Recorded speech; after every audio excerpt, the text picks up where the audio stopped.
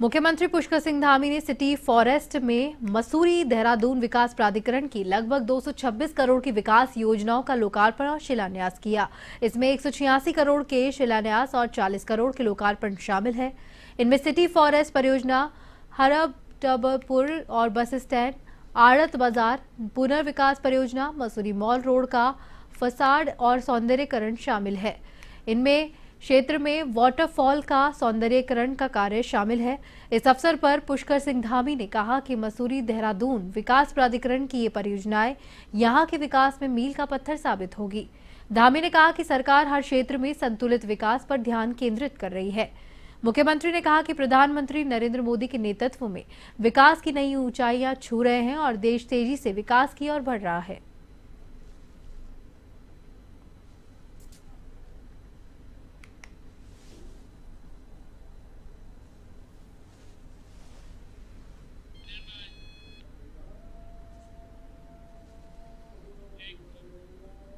'देहरादून के प्रदेश कांग्रेस कार्यालय में कांग्रेस के प्रदेश अध्यक्ष करण महाराव विभिन्न मुद्दों को लेकर प्रेस वार्ता की, जिसमें उन्होंने कहा कि इस मोदी की गारंटी से अपनी गारंटी की तुलना कर रहे हैं तो हमारी गारंटी लोगों के बीच धरातल पर नजर आ रही है।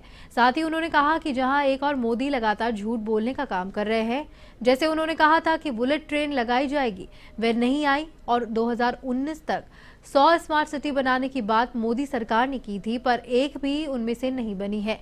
और 15 लाख रुपए सभी के खातों में आने की बात कही थी, वह भी अभी तक नहीं आया है।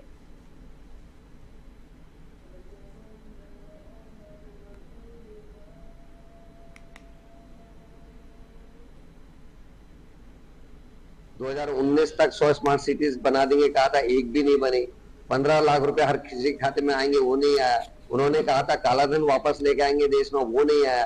तो पूरी तमाम तरीके से, चाहे वो बहनों से है, बेटी बचाओ बेटी पढ़ाओ का नारा दिया, अंकिता से लेकर मणिपुर से लेकर अंतर्राष्ट्रीय खिलाड़ियों तक सबने देखा है। किसानों को एमएसपी की गारंटी दी थी, लेकिन अभी तक नहीं हुआ। दोबारा किसानों को आंदोलन करा, फिर एक नौजवान किसान को गोली लगी, वो मरा है। तो ये मोदी की गारंटी है। दूसरी तरफ राहुल गांधी हैं, जिन्होंने कहा था मैं पुरानी पेंशन स्कीम को लागू करूंगा। जहां जहां कांग्रेस की सरकार आई, राहुल गांधी ने उन राज्यों में ओल्ड पेंशन स्कीम को लागू किया जो लंबी मांग कर्मचारियों की थी। मुख्यमंत्री पुष्कर सिंह धामी और केंद्रीय राज्य मंत्री अजय भट्ट 10 मार्च को अल्मोड़ा में मानसखंड विज्ञान केंद्र का उद्घाटन करेंगे। इस अवसर पर 20 की लागत आई है और इस तारामंडल, पारंपरिक चिकित्सा, जलवायु परिवर्तन और फन साइंस जैसे वैज्ञानिक इसमें लगाए गए हैं। इसका उद्देश्य स्कूली छात्राओं में विज्ञान की लोकप्रियता के साथ कौशल विकास करना है। यहाँ युवाओं को वैज्ञानिक शिक्षा और उनके बारे में जानकारी दी जाएगी।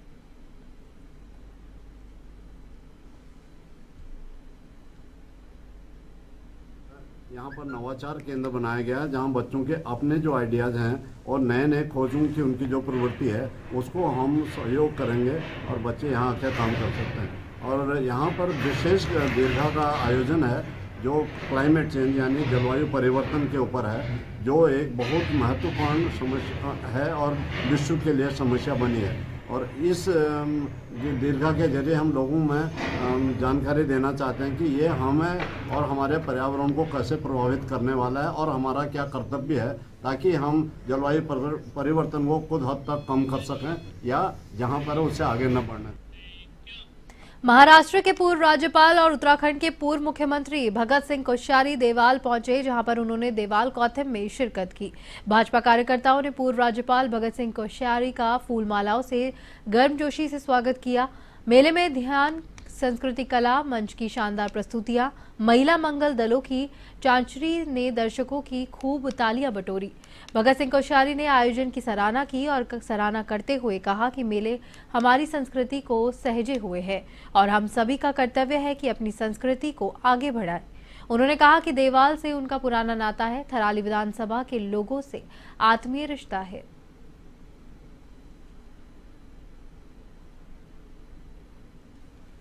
ये मेरा अपना घर का जैसा इलाका है। जब यहाँ देवाल से आगे कहीं मोटर नहीं होती थी, रोड नहीं होती थी, मैं बगजी बिगाल तक पैदल गया हूँ। मुझे हरमल होते हुए अपने तत्कालीन विधानसभा क्षेत्र कपकोट में ऊंची चढ़ाई, नीचे उतरना, ये सब मैंने किया है। और दूसरा ये कि यह के लोगों का, देवाल हो, थराली हो, कोट हो, लोगों का मुझे बहुत प्यार मिला है। और मुझे दलवीर दानों ने कहा कि मेला लग रहा है और आप आइए, तो मैंने यद्यप आजकल हेलीकॉप्टर नहीं मिल रहा है, लेकिन जैसे तैसे कोशिश करके यहाँ अपने लोगों के दर्शन करने आया हूँ। रेल विकास निगम ने Rishikesh Karnaprayag rail line project 2025 दिसंबर तक पूरा करने का दावा किया है। ये प्रधानमंत्री नरेंद्र मोदी की महत्वाकांक्षी योजनाओं में शामिल है। उम्मीद है कि यात्री 2026 से ट्रेन से कर्णप्रयाग तक सफर कर सकेंगे। रेल विकास निगम लिमिटेड के प्रोजेक्ट मैनेजर अजित सिंह यादव ने बताया कि 125 किलोमीटर लंबी ऋषिकेश कर्णप्रयाग रेल लाइन लगातार कार्य इस पर चल रहा है। अब तक 104 किलोमीटर लंबी सुरंग में से 75 किलोमीटर की सुरंग का कार्य पूरा कर लिया गया है। अन्य सुरंगों में खनन और खुदाई का काम चल रहा है। उन्होंने बताया कि 2025 तक Rishikesh Karnaprayag rail line project का पूरा काम किया जाएगा। 2026 से ऋषिकेश कर्णप्रयाग के बीच ट्रेन दौड़नी शुरू हो जाएगी।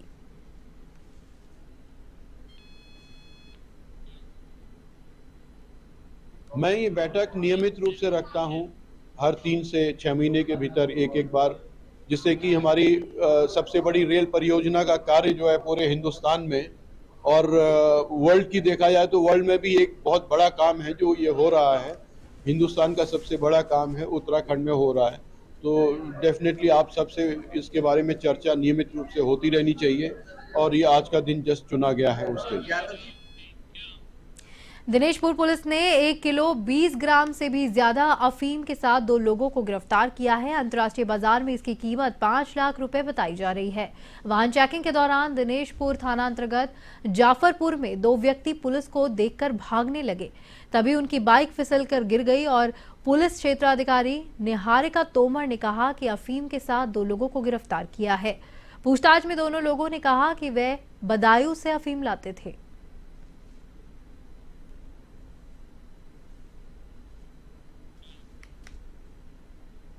देखिए, जो दोनों अभियुक्त हमने कल चेकिंग में पकड़े हैं, इनके पास से करीब 1 किलो 20 ग्राम अफीम बरामद की गई है। इसकी अंतर्राष्ट्रीय मार्केट में कीमत करीब 5 लाख रुपए है। ये दोनों अभियुक्त अमरजीत सिंह और जुझारू सिंह दोनों ही सगे भाई हैं और दोनों दिनेशपुर थाना क्षेत्र में ही निवास करते हैं। देहरादून में टिहरी से भाजपा की संयोजक और मित्रा फाउंडेशन के अध्यक्ष ऋतु मित्रा की ओर से निःशुल्क जांच शिविर का आयोजन किया गया। इस दौरान आंखों के विशेषज्ञ डॉक्टर द्वारा लोगों की आंखों की निःशुल्क जांच की गई। ऋतु मित्रा ने कहा कि अक्सर लोगों के पास समय नहीं होने के चलते वे अपनी आंखों की जांच नहीं करवा पाते, इसलिए हमने शहर के बीच में इस शिविर का आयोजन किया है।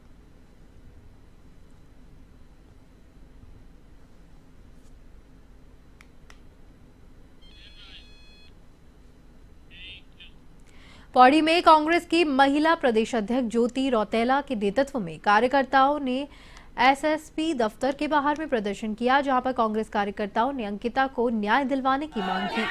ज्योति रौतेला ने कहा कि दिवंगत अंकिता भंडारी के परिजन न्याय की मांग कर रहे हैं और सड़कों पर है।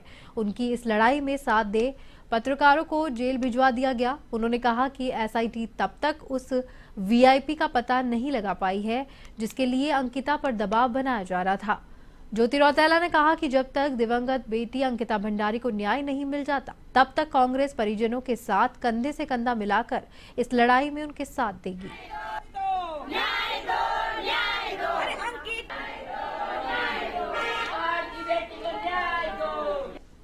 देखिए, हम लोग यहाँ तक इसलिए पहुँचे हैं कि जो पुलिस प्रशासन की जो भूमिका रही इस पूरे केस में, पहले तो अंकिता भंडारी का केस को सीरियसली नहीं लिया गया, उसके बाद जो सीबीआई जांच की सरकार ने मांग नहीं मानी और जिस तरीके से परसों जो हमारे पत्रकार भाई इस लड़ाई को लड़ रहे थे उनको जो गलत जिन धाराओं में उन्होंने अरेस्ट करा और जिस तरीके से पुलिस ने अरेस्ट किया उससे तो ये लग रहा था कि क्रिमिनल आशुतोष नेगी है और जो पुलकिदार है वो निर्दोष है। तो हम आज इस लड़ाई को लड़ना चाहते हैं, प्रशासन को समझाना चाहते हैं कि ये मत सोचिए कि आप इस तरीके से किसी निर्दोष व्यक्ति को जेल के अंदर डालोगे और यहाँ की जनता चुप रहेगी। देखिए, देखिए 1.5 साल अंकिता भंडारी मामले को हो गया है, लेकिन अभी तक उसमें जो सरकार है वो केवल लीपापोती करने का काम कर रही है। उसमें जो एविडेंस हमारे जो रेणु विधायक यमकेश्वर की है उनके द्वारा रातों रात बुलडोजर चला के उसको तोड़ दिया गया, लेकिन उनको अभी तक गिरफ्तार नहीं किया गया है। जबकि जो उसकी आवाज़ को उठाने का काम कर रहे थे भाई हमारे आशुतोष नेगी, उनको गिरफ्तार किया गया है। इससे साफ प्रतीत हो रहा है कि भाजपा किस प्रकार की दोहरी मानसिकता लेकर यहाँ पर चल रही है और अपने नेताओं को बचाने का काम कर रही है, और जो अंकिता भंडारी के पक्ष में आवाज उठा रहा है उसको अंदर डालने का काम कर रही है। लेकिन अब जनता जाग चुकी है और उनको अब रास्ता दिखाने वाली है और सबको जेल डालने का काम कर रही है, और अंकिता भंडारी को न्याय दिलाने का काम हम सब मिलकर अब इस लड़ाई को छेड़ चुके हैं। और बताइए कि जिस तरीके से बोल रहे हैं कि कांग्रेस भटकाने का काम, मतलब इतना बड़ा हत्याकांड और हुआ है अंकिता भंडारी के साथ, तो ये क्या कांग्रेस भटकाने का काम कर रही है? ये सरासर आप लोग भी जानते हैं और हम भी जानते हैं, सरासर गलत आरोप लगा रहे हैं। हम तो एक अंकिता भंडारी को न्याय दिलाने के लिए उनके जो माता पिता का आंदोलन चल रहा है उसमें हम उनका समर्थन कर रहे हैं। और जिस तरीके से आप ये बोल रहे हैं कि आशुतोष नेगी, ये ठीक है, इतने टाइम से 2 साल पहले का ये मामला था, तो उस टाइम क्यों नहीं उनकी गिरफ्तारी की गई? एंड मौके में ही जब ये आंदोलन तूल पकड़ने लगा है, उसी टाइम उनकी गिरफ्तारी क्यों की गई है? और उसी टाइम उनकी जो वाइफ है उनका तबादला क्यों किया गया है? ये भी एक सोचनीय विषय है। इस तरीके से उनसे पूछा जाए कि वो इस तरीके से क्यों कर रहे हैं। ये हम लोगों की भी यही मांग है कि अगर उनका जो भी था 2 साल पहले, अगर उनके ऊपर जो केस चढ़ाया गया था 2 साल पहले से उनको क्वेरी करते। अपनी विभिन्न मांगों को लेकर आशा स्वास्थ्य कार्यकर्त्री और आशा फैसिलिटी 11 मार्च को सरकार के विरोध में संयुक्त रूप से एक विशाल रैली निकालेगी, जिसमें 8000 से भी अधिक आशा कार्यकर्त्रियां और आशा फैसिलिटेटर शामिल होंगे, जहां पर अपनी मांगों को लेकर उनका कहना है कि कोविड महामारी के समय उन्होंने अपनी जान पर जोखिम डालकर स्वास्थ्य और जन सेवाएं उपलब्ध करवाई, लेकिन उनको न्यूनतम वेतनमान नहीं दिया गया। इसके अलावा उनका इंसेंटिव भी इतना कम है कि वह अपने आने जाने का खर्च भी नहीं उठा पाती। उनकी मांगे हैं कि उनको 18,000 न्यूनतम वेतनमान दिया जाए।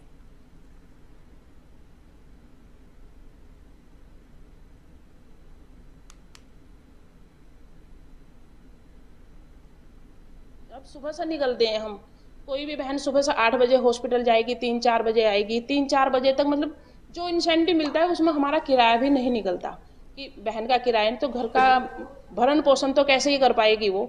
तो हमारी यही है कि हमारा जो इंसेंटिव है उसको 5 गुना किया जाए, राज्य कर्मचारी घोषित किया जाए।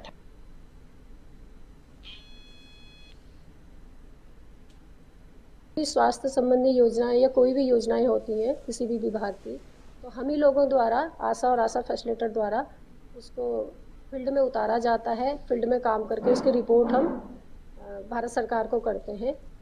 लेकिन बड़े अफसोस का विषय है कि हम लोगों का ना तो कोई मानदेय है, ना कोई राज्य मतलब यात्रा भत्ता हमें दिया जाता है, ना कोई सामाजिक सुरक्षा है, क्योंकि हम लोगों को ऐसी कम्युनिटी में भी काम करना पड़ता है।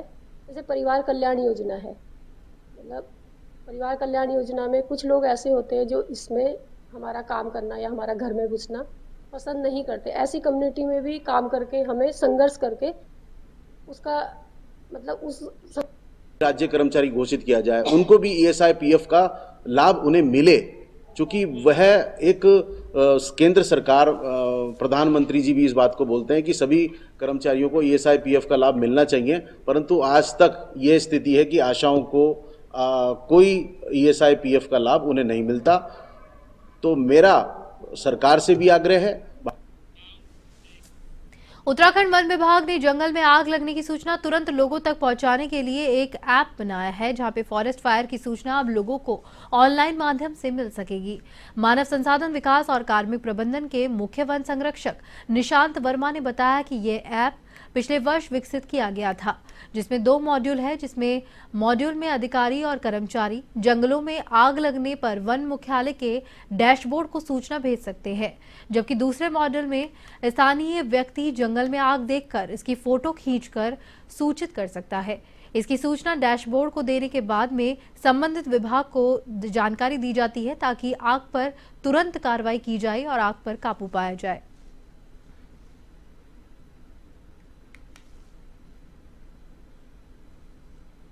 एक फॉरेस्ट फायर रिपोर्टिंग ऐप है जो पिछले साल ही हम लोगों ने विकसित किया था, जिसमें कि 2 मॉड्यूल हैं। एक मॉड्यूल में जो भी हमारे कर्मचारी हैं, अधिकारी हैं, वो हमारी फायर की सूचना उस ऐप के माध्यम से मुख्यालय डैशबोर्ड जो है उसको भेजते हैं, और एक उसमें पब्लिक मॉड्यूल भी है जिसमें कोई भी स्थानीय व्यक्ति अगर कहीं भी आग को देखते हैं तो वो उसका जो है फ़ोटो खींच के और अपने कुछ क्रेडेंशियल्स के साथ उसको अपलोड कर सकते हैं, और यहाँ से डैशबोर्ड के माध्यम से फिर कंसर्न जो डिवीज़न है उसको बताया जाता है कि उस स्थान पर आग लगी है और उस आग को आप जो है बुझाएं।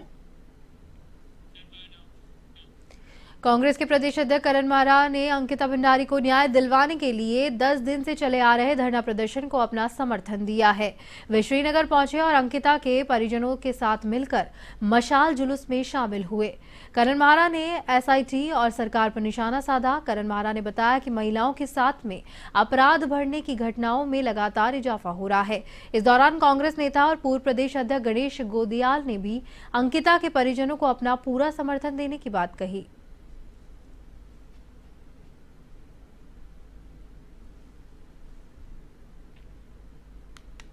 इस विधायक के कहने पे रिजॉर्ट में तोड़फोड़ की गई, उससे अभी तक पूछताछ नहीं हुई। पुलिस के डीजीपी तत्कालिक अशोक कुमार ने अंकिता भंडारी के पिताजी और अपने टेलीफोनिक कन्वर्सेशन को सोशल या लोगों के बीच में डाला, पब्लिक डोमेन में डाला, जो अपने आप में अपराध है। उसमें कोई कार्रवाई नहीं हुई। उसके बाद पुलिस ने बड़ी मैं कहूँगा बहुत ही बेशर्मी से कमरे को वीआईपी बताया, जबकि अंकिता के द्वारा व्हाट्सएप पे किए गए मैसेजेस को तवज्जो नहीं देकर एक कमरे को वीआईपी बताना इस बात की ओर को संकेत करता है कि कहीं ना कहीं नियत में खोट था और वीआईपी को बचाने की लगातार कोशिश हो रही थी।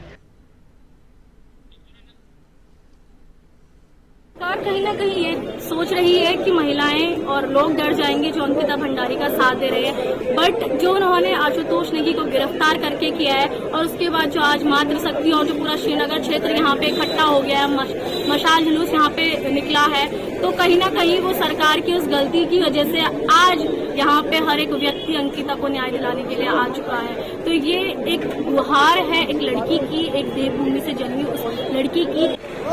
जिस तरीके से हमारी बहन अंकिता भंडारी के साथ जो अन्याय हुआ है उसके लिए अब हमारा जो पहाड़ी समाज है वो कहीं ना कहीं अब एकत्रित हो रहा है और अपनी बहन की जो हमारी बहन की जो लड़ाई है वो लड़ने के लिए सब लोग एकजुट हो रहे हैं। हमारे साथ सभी संगठन एकजुट होकर एक बैनर के तले न्याय की लड़ाई लड़ रहे हैं। ये यहाँ पे सिर्फ मूवमेंट नहीं हो रहा, जस्टिस फॉर अंकिता ट्विटर पे ट्रेंड हो चुका है, एक नेशनल मुद्दा फिर से बन चुका है। और आशुतोष ने जिस कायरता से उत्तराखंड पुलिस जो है गिरफ्तारी करती है और उन्हें जिस झूठे मुकदमे के तहत उन्हें गिरफ्तार किया जाता है, रिमांड में कुछ भी नहीं रख पाएंगे। आशुतोष नेगी निर्दोष हैं, उनके साथ हैं और सरकार को भी इनको छोड़ना पड़ेगा। यह कहना चाहती हूँ अपने सरकारों से कि हमारी बेटी को न्याय दिया जाए और जो अपराधी हैं उन्हें फांसी दिया जाए और जो वीआईपी है उसे गिरफ्तार किया जाए। लेकिन उससे पहले मैं एक चेतना की बात करना चाहती हूँ संपूर्ण मानव समाज को कि महिलाओं की दशा हुई क्यों। जिस महिला ये संदेश भाई हर उस व्यक्ति तक पहुँचना चाहिए जिसने माँ के गर्भ में जन्म लिया और माँ का दूध पिया। उनसे मैं प्रधानमंत्री हो, मुख्यमंत्री हो, जो भी हो, उनसे मैं पूछना चाहती हूँ कि माँ के गर्भ में जन्म लेकर के माँ के खून से सींच करके माँ का दूध पी करके आज माँ सड़कों पे क्यों खड़ी है। कांग्रेस नेता मनीष खडूड़ी द्वारा कांग्रेस पार्टी छोड़ने को लेकर कांग्रेस नेता सूर्यकांत धस्माना ने कड़ी प्रतिक्रिया दी है। पार्टी के वरिष्ठ प्रदेश उपाध्यक्ष सूर्यकांत धस्माना ने कहा है कि विपक्ष में रहकर संघर्ष करना हर किसी के बस की बात नहीं है।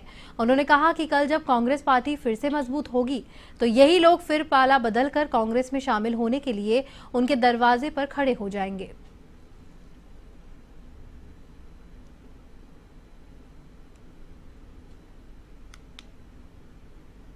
में रह करके संघर्ष करना हर के बूते की बात नहीं होती। लोगों को ठेका चलाना होता है, लोगों को ठेकेदारी करनी होती है, लोगों को अपने लाइसेंस, परमिट और तमाम तरह के काम कराने होते हैं।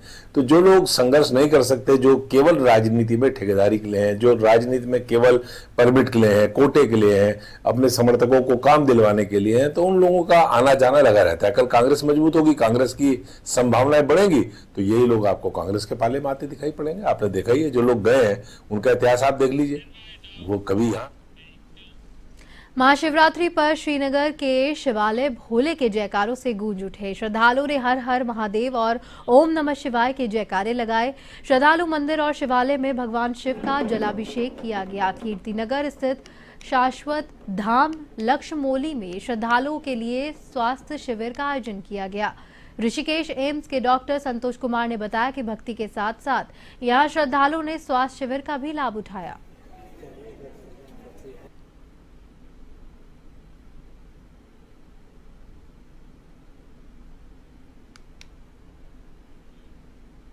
आश्रम भी इसलिए आए थे, इधर शिविर लग रखा था, हमने कहा कि थोड़ा लाभ इधर भी उठा लेते हैं, इसलिए हम मंदिर में आए थे। एम्स के डॉक्टर आ रखे थे, हमने देखा तो हमने कहा कि थोड़ा इधर से भी लाभ उठा लेते हैं, जब आ ही रखे हैं तो। सारा प्रोग्राम धूमधाम से शिवरात्रि का प्रोग्राम वर्चुअल बड़े बनाए जाते हैं, दही जमाई जाती है, रात तक दोपहर को वर्चुअल खीर चलती है, रात को दही और आलू चलते हैं, खिचड़ी चलती है, वर्चुअल के हिसाब चलती है।